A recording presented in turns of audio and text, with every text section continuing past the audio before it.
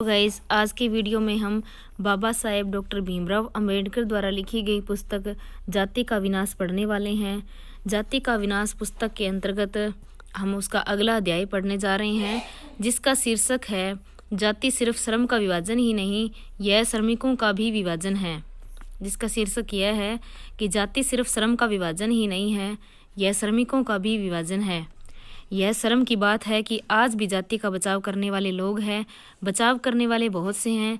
जाति का बचाव इस आधार पर किया जाता है कि यह श्रम विभाजन का ही दूसरा नाम है, और अगर श्रम विभाजन प्रत्येक सभ्य समाज का एक आवश्यक लक्षण है तो तर्क दिया जाता है कि जाति व्यवस्था में कुछ भी बुराई नहीं है।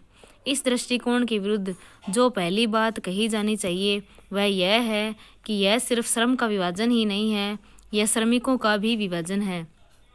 सभ्य समाज में निश्चय ही श्रम विभाजन की जरूरत होती है, लेकिन किसी भी सभ्य समाज में श्रम विभाजन के साथ साथ श्रमिकों का अप्राकृतिक विभाजन इस तरह नहीं है कि श्रमिकों के एक वर्ग का सदस्य श्रमिकों के ही दूसरे वर्ग में शामिल न हो सके।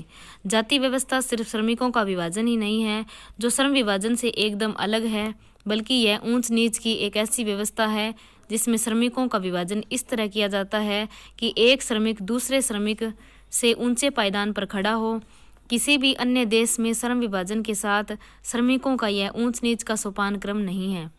जाति व्यवस्था के बारे में इस दृष्टि की आलोचना का एक तीसरा बिंदु भी है। श्रम का यह विभाजन स्वतः स्फूर्त नहीं है, न ही इसका आधार प्राकृतिक रुझान है। सामाजिक और व्यक्तिगत दक्षता की मांग यह है कि हम किसी भी व्यक्ति की क्षमता को इस ऊंचाई तक विकसित करें कि वह अपना व्यवसाय चुन सके और उसमें आगे बढ़ सके। जाति व्यवस्था में इस सिद्धांत का उल्लंघन होता है, क्योंकि यह व्यवस्था पहले से निर्धारित कर देती है कि किसी व्यक्ति का व्यवसाय क्या होगा, मूल क्षमताओं के प्रशिक्षण के आधार पर नहीं, बल्कि इस आधार पर कि उसके माता पिता की सामाजिक हैसियत क्या है। एक अन्य दृष्टि से देखने पर व्यवसायों का यह स्तरीकरण जो जाति व्यवस्था का परिणाम है, निश्चित रूप से घातक है। उद्योग कभी भी स्थिर नहीं होते, उनमें तेजी से और अचानक तब्दीली आ जाती है। इन तब्दीलियों के मद्देनज़र व्यक्ति को अपना व्यवसाय बदलने की छूट ही होनी चाहिए। बदलती हुई परिस्थिति के अनुसार अपने को समायोजित करने की इस आज़ादी के बिना किसी को भी अपनी जीविका अर्जित करने में कठिनाई होगी, लेकिन जाति व्यवस्था हिंदुओं को वह व्यवसाय अपनाने नहीं देगी जिसकी समाज में ज़्यादा ज़रूरत है। अगर वह उसका पैतृक व्यवसाय नहीं है, जो व्यवसाय उसकी जाति के निर्धारित नहीं है, ऐसा कोई नया काम पकड़ने की बजाय कोई हिंदू भूखों मरता दिख रहा है, तो इसका कारण जाति व्यवस्था में पाया जा सकता है। व्यवसायों के पुनर्संयोजन की अनुमति न देने के कारण जाति देश भर में दिखाई पड़ने वाली बेकारी के एक बड़े हिस्से का प्रत्यक्ष कारण बन जाती है। श्रम विभाजन के एक रूप में तौर पर जाति व्यवस्था में एक और गंभीर दोष है। जाति व्यवस्था के द्वारा पैदा किया गया श्रम विभाजन निजी चुनाव पर आधारित विभाजन नहीं है। निजी भावना, निजी प्राथमिकता के लिए यहाँ कोई भी स्थान नहीं है। यह पूर्व निर्धारित के रूढ़ सिद्धांत पर आधारित है। सामाजिक दक्षता के बारे में विचार करें तो इस ओर ध्यान देने के लिए हम बाध्य हो जाएंगे कि औद्योगिक प्रणाली की सबसे बड़ी बुराई इससे पैदा होने वाली इतनी गरीबी और पीड़ा उतनी नहीं है जितनी यह है कि इतने सारे लोग ऐसे व्यवसायों में लगे हुए हैं जो उन्हें कतई पसंद नहीं है। ऐसे व्यवसाय व्यक्ति में लगातार विरुचि, दुर्भावना और पलायन की इच्छा पैदा करते रहते हैं।